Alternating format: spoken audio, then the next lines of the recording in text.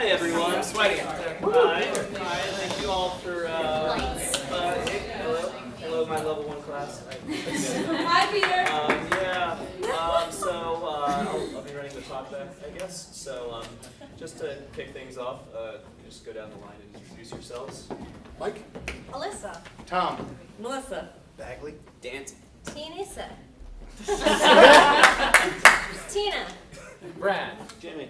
Cool. Hey. All right. So, this is just a pretty straightforward Q&A. If you have any questions about the teams in general, about the specific shows that you saw tonight, any questions about like any specific scenes or moments that you would like to know a little more about.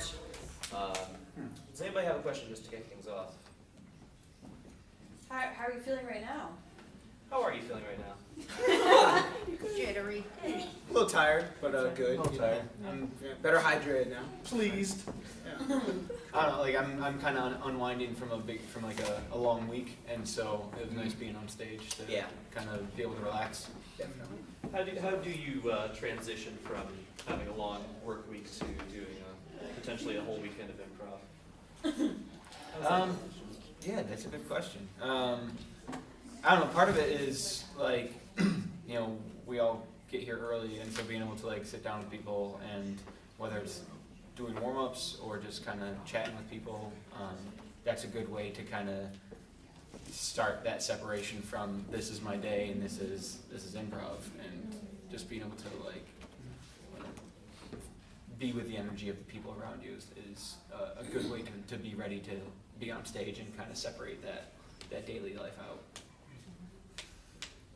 Sometimes it just takes me, sometimes I'll just be changing my shoes and then I can be ready for improv, and sometimes I need to nap and eat and shower. So it depends on the day and and what's been going on, and stuff like that. Sometimes it takes a long reset though. For sure.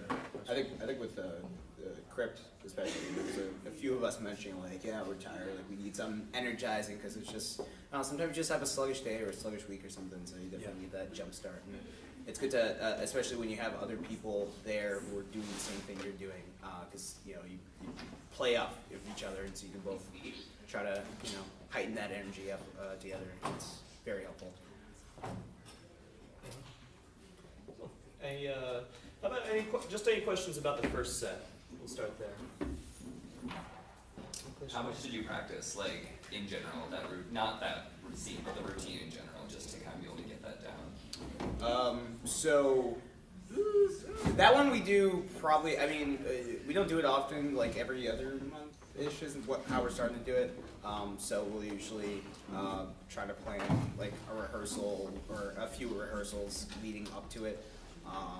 So I think we had one a couple weeks ago, and some earlier as well. We learned that form from Chris Griswold. I was like, Chris, what's his last name? Griswold, who's an improviser in New York, right? Yep. So he came down, and he taught us this form that he just thought of, and we performed it first for Halloween, and then we did it a couple times after that. So we had 2 full crash course days of learning it, followed by season, one rehearsal every, at least once a month, if not twice. Our goal is have one good rehearsal for every planned show we have, and then also meet early on show day to kind of do a semi-rehearsal crossover.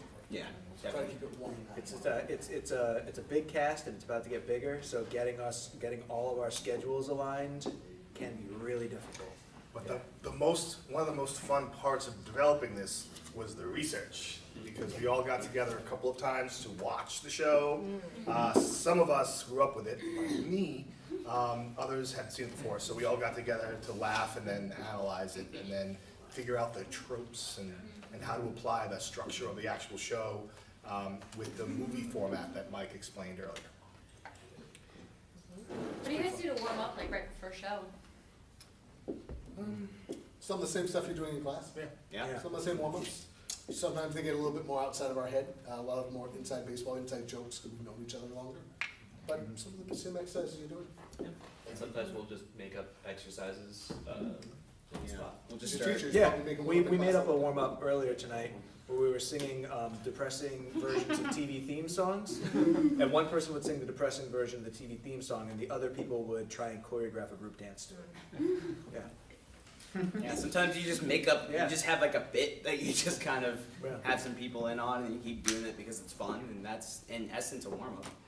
Sometimes you start playing a game and then somebody just starts playing a different game and then you're playing that game now and then you go back to the other game and Yeah, happens very that's organically. fun. The dance like you have rubber legs thing happened in a warm up that these guys created, and now that's their signature move so far.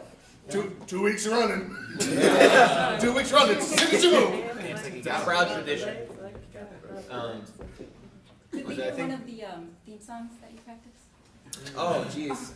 So I did the what was it? I It did was, Welcome Back, Cotter. I did Sorry, Life depressing. is like a hurricane. You know, DuckTales theme. Oh, yeah.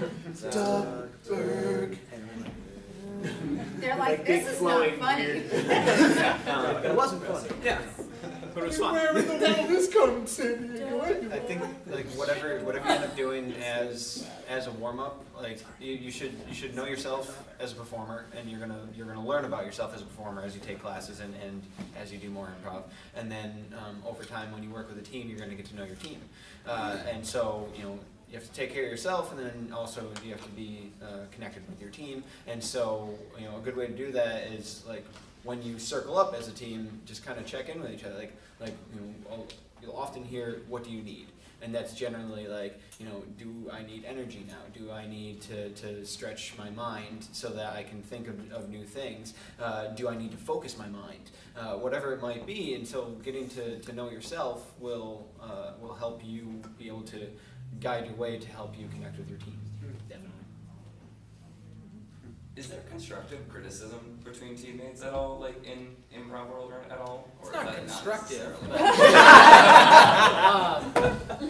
necessarily- One of my favorite things about previous groups I've been in that I need to get better at is that we would go out after shows and just go get a bite to eat and talk about the show, and it might be something as simple as me saying like, oh, in that scene I was trying to show that the Hardy Boys changed from what they originally were, just like the Garfield thing. Would be what I would say tonight, and they'd be like, "Oh, that didn't come across." And I'm like, yeah, I know. But but it's As soon as you said also Frank, I had it. it's also like a chance to tell people what they did really well. Like once I said Louis C.K., like I could tell that changed Tom, and he did a good job of heightening his responses to my different sexual predators in that opening scene. So I think. There are definitely performers that I've performed with that they could tell me what they liked or didn't like about my performance, and I would not care in the slightest. But with the people I'm working with now, and I've gotten to work with over the past couple years, but really, honestly, most of my improv career, I trust the people I'm on stage with to kind of explain what they're going for, and to talk about what they liked about what I did. Like, there have definitely been shows that I came off and I'm like, oh my god, that music teacher scene was so good, and they're like, that wasn't a good group scene. Like, you literally told people to shut up on stage. I'm like, oh my, I didn't even realize that. You're right. Still funny, not a good scene. And so, yeah, I think there is a healthy discussion. Like I said, at this point, we're kind of all peers, and everybody trusts each other to not be mean about it. Yeah, and I'd say in addition to that, when we rehearse, we generally hire a coach from either within the community or sometimes from outside the community, and then it's their job to be able to tear into us a little bit. We try to keep things on the positive level or the constructive, this is something that we could do better level, and then when you hire a coach, then they can break things down a little more detailed. The best note ever is, this was great, do more of it, rather than don't do any of this. Because if I'm told to do more of something that's already working well, I'm going to start dropping off the stuff that didn't do well, because I was told to focus on the stuff that is. So I didn't even know that other stuff was bad. I just know it was good. Yeah, Jimmy brought up a coach. It's challenging for me to be able to give feedback, critical feedback to my teammates, because I'm not looking, that's not what I'm observing when I'm performing with them. So hiring a coach to actually do that and continue our improv education and discoveries and how deep we can go with it through practice. Plus, I cry when they tell me. That's true. Every It single can time. be, single time. it can be super, I find though, like, right after you get off stage, sometimes, like, your brain is, like, not ready to Yeah. hear criticisms yet. Because you just sort of, like, you just sort of birth something on stage, and so, like, you're not really ready to take it in always. And so sometimes it does take, like, cause I bet too, even when you went out afterwards, like, you waited, like, after the appetizers were ordered, before you really dug into the show, you know? Cause it's like, you get, like, a little sense, so it's also okay to, like, feel precious about the work you're doing, because it's kind of vulnerable work, and so, and that's where, like, watching videos sometimes can be helpful, because then, look, the things I think about myself are way harsher than anyone's ever told me. So if I'm watching the video, I'll be able to, like, be like, nope, not this, here's this, and then that can be a way to build, or hate yourself too, which is fine. That's fine. Use wisely. Use wisely, Sparingly. sparingly. So how do you balance between like doing personas like you're comfortable or maybe you feel strong with versus like challenging yourself to do like characters that maybe you're not used to or like more emotions that aren't natural? I think, at least for me, is that having, as I said, that outside sort of force where if someone notices something that you yourself don't notice while you're performing, because I don't know, I don't want to speak for anyone else, but a lot of the times when I'm performing, I sort of blank out my mind so that everything's just in like my motions and everything else. And I improvise a lot from my gut, so I kind of turn off the memory a bit so that I forget that I say certain lines or have like a certain character or something like that. So having that outside perspective that they can point out and say like, this is something that we tend to do often. Have you tried exploring like this sort of type of character, this sort of type of challenge that you may not gravitate towards, which I think having that is extremely important, because otherwise you're not gonna be able to grow if you keep doing the same exact thing over and over. You can get really good at that maybe, but you won't be able to expand your repertoire, if you will.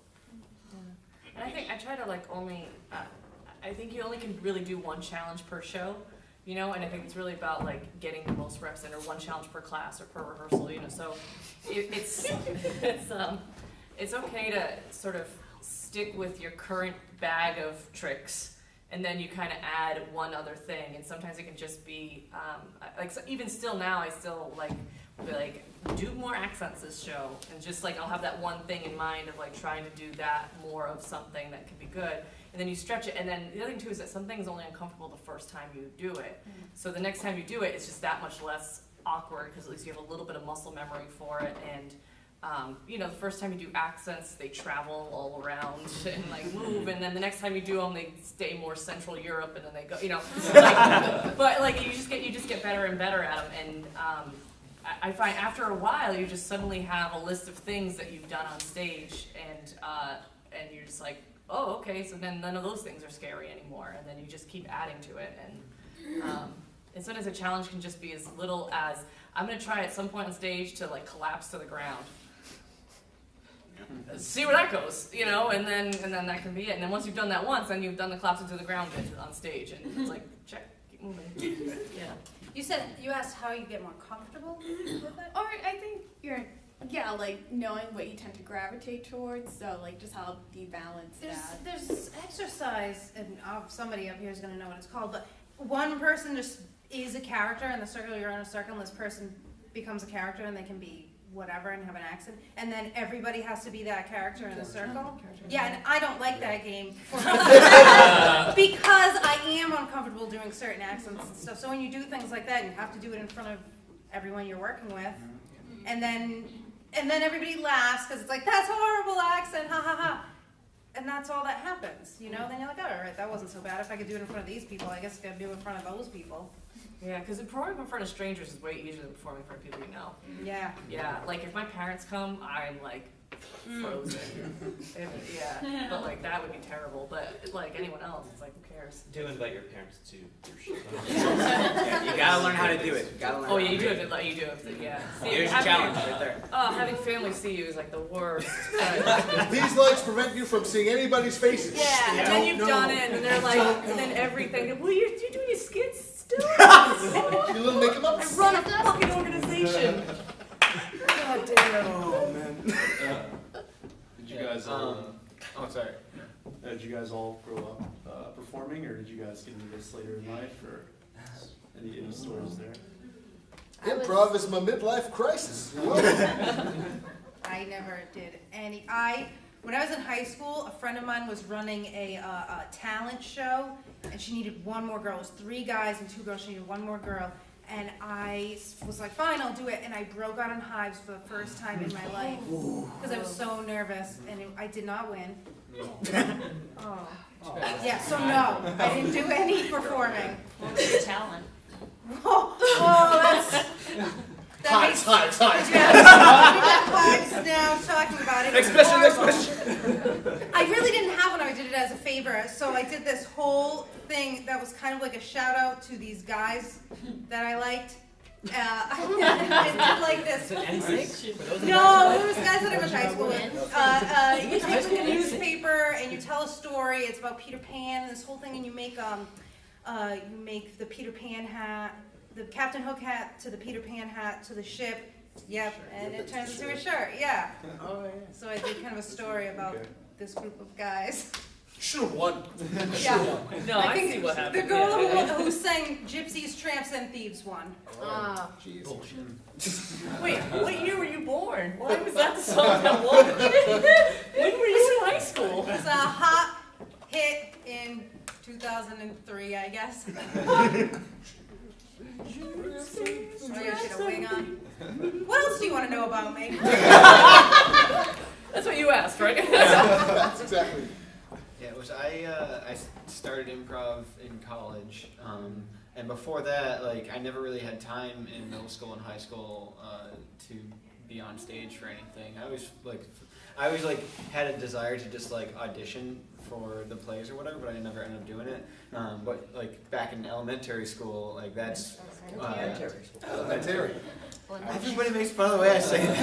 It's all What was it, an accident? It's from guys it's from Rochester. He doesn't. That's how I say it. I say crayon, I say bagel, and I say elementary. Go on. That's right. Now my Say opinion, more my words. opinion is no good anymore. But yeah, like in kindergarten, 1st grade, and 5th grade, like I remember doing the plays for that, and I really liked it. And Was so Popeye one of the plays? yes, I was actually Scrooge. All right. Yes. Is it Scrooge? I was Was it Scrooge? I was narrator. I was Kevin Scrooge. Charles Dickens, Scrooge? in Scrooge. A Christmas Carol? In 1st grade, I was Kevin Christmas Carol? for the show Hidden Talents. Talents? And Kevin was the one who didn't have any talents. Talents.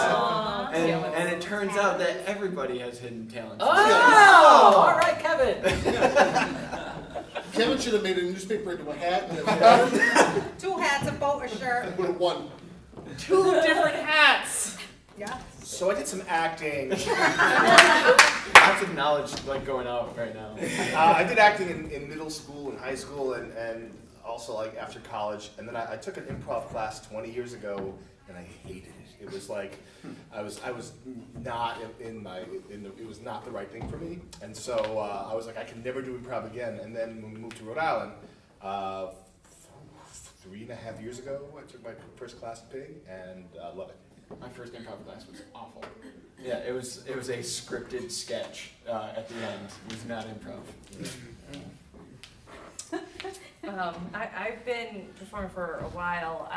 My mom was a storyteller when I was growing up, so I've been technically like on stage since 3 years old because she didn't have childcare, and so she would dress me up and bring me on stage. So I guess there, but I think I really got back into, and then like growing up, I used to like make plays in my basement and charge my parents to come see them with the neighborhood kids. So I guess there, but I would say like actual theater learning was more. I did some plays in high school and then took a improv workshop in college, and it was a very similar like, hey, you're funny and a female, you want to join our team automatically? And there's actually a lot to be had there at the time because there wasn't a whole lot of us. And I got onto that team, and then I went into stand-up for a little while. Did stand-up for a couple of years, and then went back more to improv, and then was just in a bunch of groups, got a bunch of stage time. I don't actually have any formal improv training, but I do have about 15 years of stage experience in doing improv, so. Yeah, definitely. So I've never hated an improv class in my life. I was a theater major in college, and I guess I was doing theater after that for a little while. In Newport at the time, me and a couple of my friends liked watching Whose Line Is It Anyway, and supposed that we wanted to start doing improv, and anyone else that was doing improv is way too far away by Rhode Island standards for us to go. Like Warwick or Providence, not happening. So we started a group called the Bit Players, which is how I ended up meeting Brad, who came and auditioned there later on. Then I moved to New York and took classes at the Magnet and did some improv there, and then came back and a couple of years later, fast forward, started in the same class as Tom here at Pig, and been doing it since. I started in college. I was actually started doing sketch originally, and then about halfway through, I joined my school's improv team. Growing up, I didn't have any performance experience. I usually stayed away from the theater kids because I didn't understand them. Yeah, no, it's and then I went to college, and after that, I was like, oh, they were right the whole time. So after college, I moved here. So that was like 2 years ago now, and I started doing classes here, just like y'all, and I've been here ever since. I didn't do anything, and I was very shy and quiet growing up, but I watched a lot of TV, and I just never even thought about performing at all until I read Amy Poehler's book, Yes Please.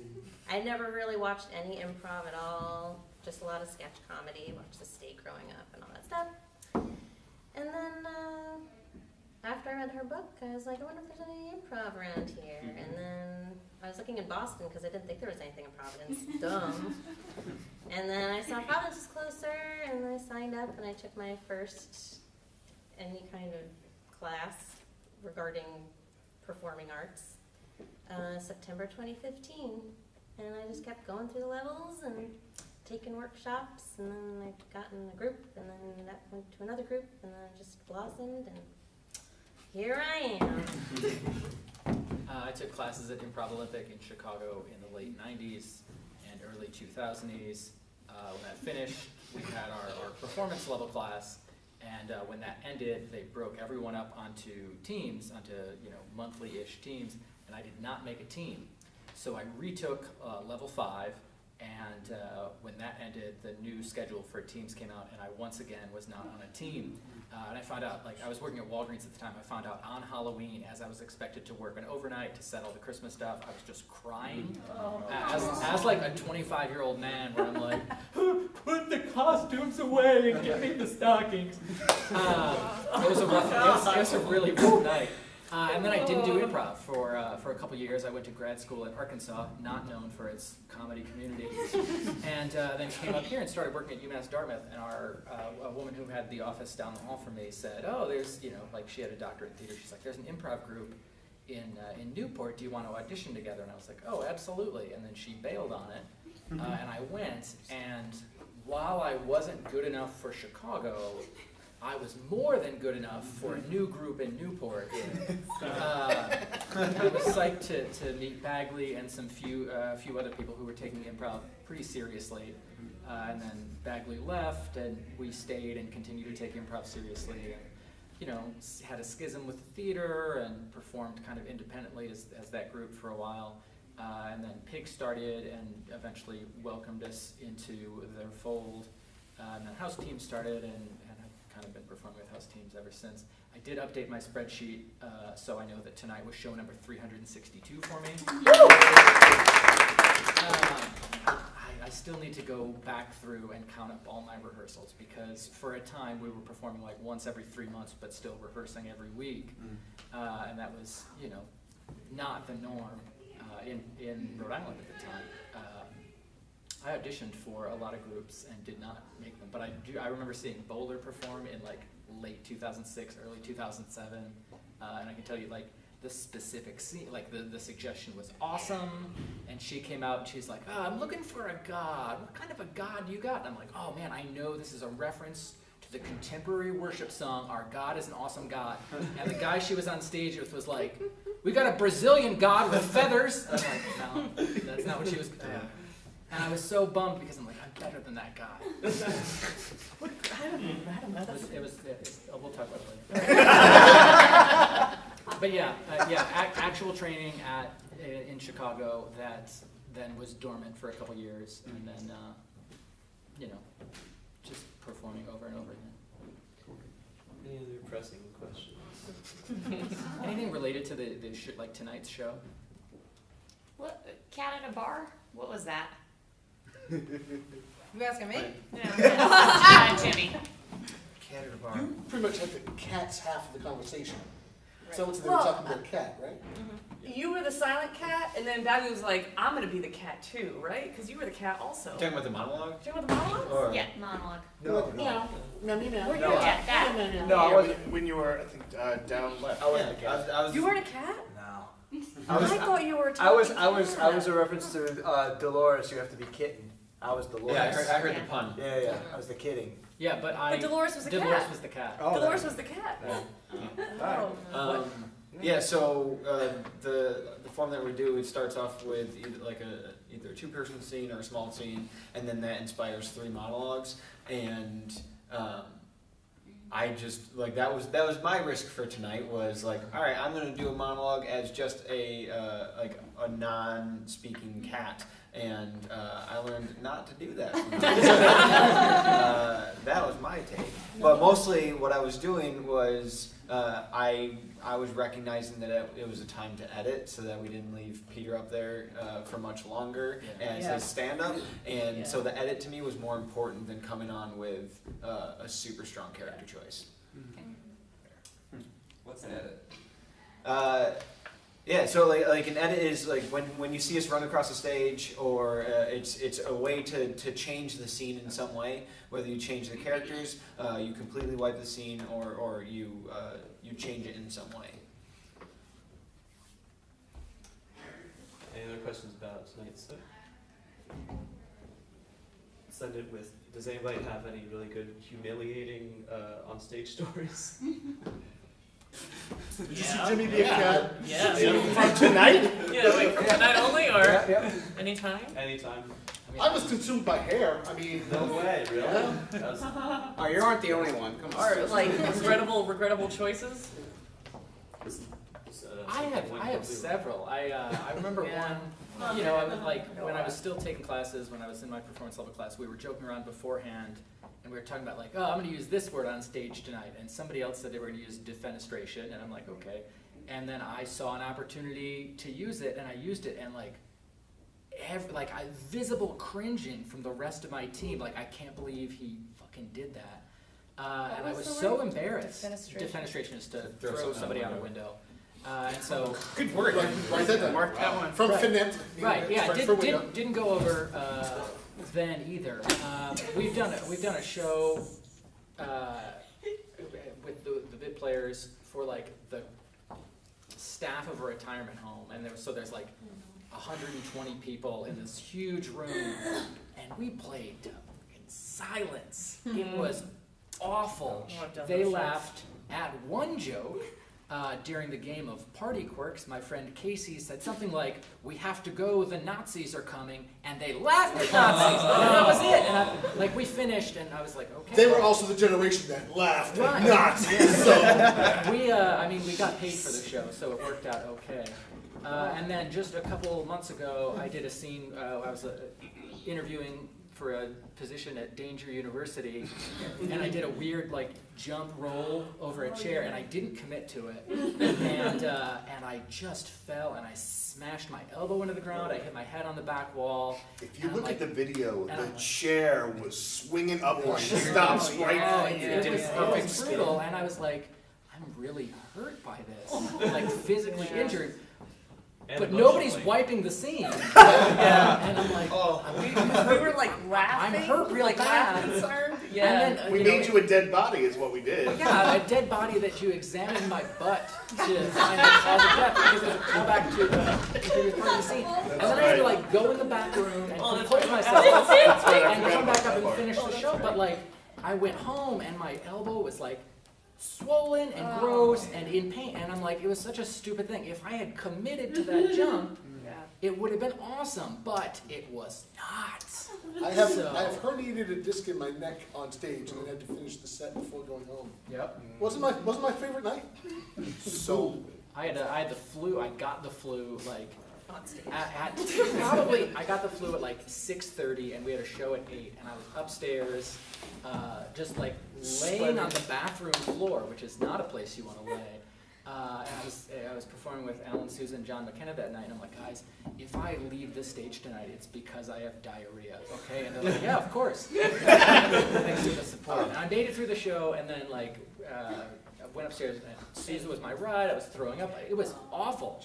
But I didn't poop myself on stage. So not as humiliating as the first. So last night, we were performing at that jam. Isabel was there.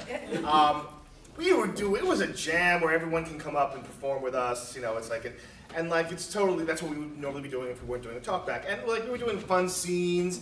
We were like tagging each other out, coming in. I came in to be a mob boss, and I put the chair down and I sat, but I missed the show. Good lord. If you check out, if you subscribe to our YouTube channel, it'll be on there. Thursday's show, you will see me wiped out during the jam. What's your YouTube channel? Providence Field. Yeah, if you YouTube search Providence Improv, it'll come up. Yeah, and subscribe to us. Yeah. I'm gonna edit the show from tonight, and I'll send it out to y'all so you can review it before your next class. Also at improvpig.com, there are links to all the social media pages, Twitter and Facebook. I fell, and I was like I fell, and my teammates came in to help me out. But I'm okay.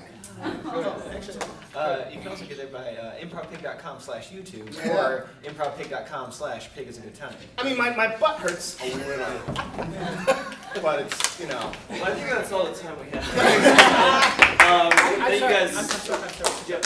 If you come to future shows and you're like, oh, I have questions for like what they did or why they did, just talk to us afterwards. Yeah. Like, Yeah, we love talking about improv. we love talking about And ourselves. ourselves. and Oh my improv. god, Oh, anytime. yeah. Oh, Talk all to Tom over about how stage. much his butt hurts any week. Shut up about it. It's on the video. Yeah. I sprained both my knees once. Don't talk to me. I'm very anxious. All right. Well, just thank you.